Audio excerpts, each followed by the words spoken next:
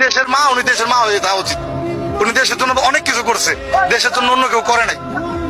শেখ মুজিবের মেয়ে শেখ মুজিবের মতোই কাজ করতেছে, আমি এটাই কমো 100% গ্যারান্টি। ওনারই দরকার। এখন চালের কেজি 80 টাকা 85 টাকা বুঝলাম, কিন্তু খাওয়ান তো সবার ঘরে আছে। 3 বেলা না খাক 2 বেলা তো খায়। আর আগে তো মানুষ 7 দিনের পর দিন না খেয়ে রয়েছে, না। নিজের চোখে আমার বাড়ির পাশে মানুষ তো কত মানুষ না খাওয়া ছিল। এখন তো প্রত্যেকটা মানুষ, এখন তো রিক্সাওয়ালারও 1000-1200 টাকা কামাই আছে। আর যার পকেটটা ভরা, সে কি আবার পকেটে ভরবো? সে তো এখন দেশের লেগে করবো।